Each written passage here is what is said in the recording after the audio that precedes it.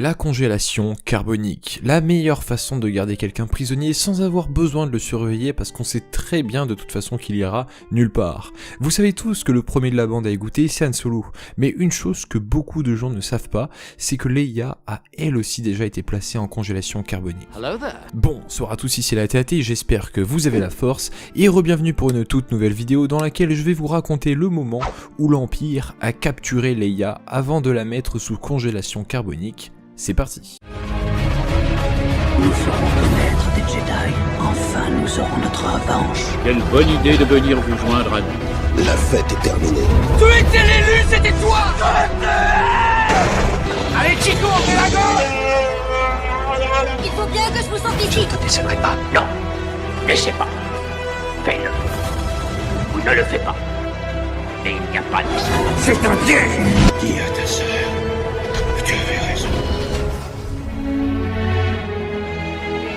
Quelle bonne idée de venir vous joindre à nous. Nous sommes dans l'univers canon. 3 ans après la bataille de Yavin, à la fin de l'épisode 5, les rebelles viennent à leur tour de perdre une bataille. Et quand je dis perdre une bataille, c'est surtout perdre un élément important de la rébellion, Han Solo. Les rebelles se retrouvent à nouveau en fuite contre l'Empire et commencent par reprendre des forces. Mais aussitôt les rebelles rétablis, une obsession vient alors en tête, notamment dans la tête de la princesse Leia Organa.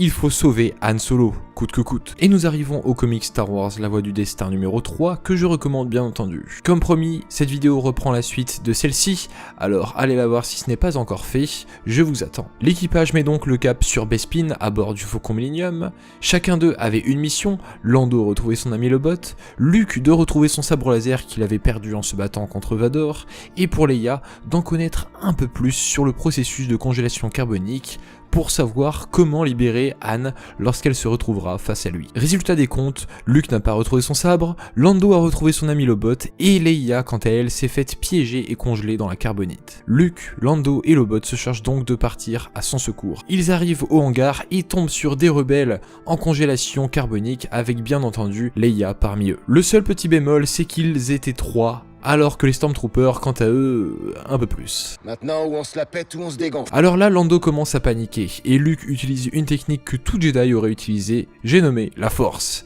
Il libère tous les prisonniers en congélation carbonique, dont Leia, et tout ça grâce à la Force. Sauf qu'une fois les prisonniers libérés, ils sont tous piégés, me direz-vous, entourés de Stormtroopers, tous armés. Eh bien Luke les désarme tous, encore une fois, grâce à la Force, et donne leurs armes aux prisonniers. Ah la Force, qu'est-ce qu'on ferait sans elle? La suite est très simple, les rebelles se sauvent, volent des vaisseaux impériaux, et Luke quant à lui retrouve son X-Wing, parce que oui, ça on l'avait oublié, mais lorsque Luke arrive pour affronter Vador dans l'épisode 5, souvenez-vous, il atterrit en X-Wing, et repart dans le Faucon avec une main en moins, et pourtant on retrouve quand même son X-Wing plus tard dans l'épisode 6, et aussi The Mandalorian d'ailleurs. On aurait très bien pu se dire que c'était un autre, et bien non, c'est le même, et c'est comme ça qu'il le retrouve. Vous voyez, tout a une explication dans Star Wars, c'est fou. Enfin bref, voilà comment faire d'une pierre deux coups. 3 coups même. Luke sauve Leia, libère tous les rebelles prisonniers et récupère son X-Wing, au passage au calme. Tout va bien. Quant à Leia, elle a réussi à obtenir les informations qu'elle voulait à propos du dispositif de congélation carbonique. Et sachez aussi que c'est pour ça qu'on voit Leia décongeler Han de la carbonite aussi rapidement dans l'épisode 6. 4 ans après la bataille de Yavin, la voilà qui arrive à libérer Han de la carbonite en 2,33 mouvements.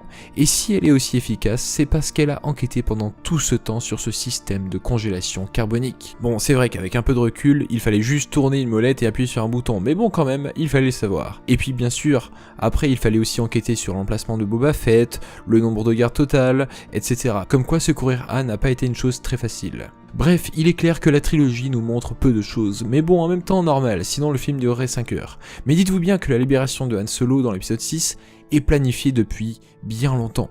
Et je trouve que ça aussi c'est intéressant à savoir. Comment tout cela a été planifié? Depuis combien de temps? Eh bien en fait, c'est juste après que Han Solo soit emmené par Boba Fett que tout le monde a tout de suite cherché comment aller le sauver. Et à partir de ce moment, ils ont planifié le coup. Surtout Leia qui ne pensait qu'à ça durant toute cette période. En tout cas, dites-moi si cette petite histoire vous a plu et aussi plus généralement si ce format de raconter des histoires dans l'univers canon vous plaît. Je rappelle que tous les avis sont pris en compte et je prends aussi en compte toutes les remarques sur la vidéo.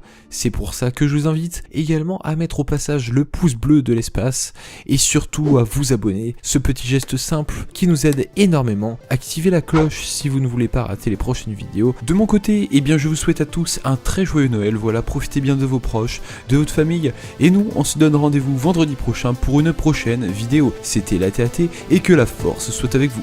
Ciao tout le monde.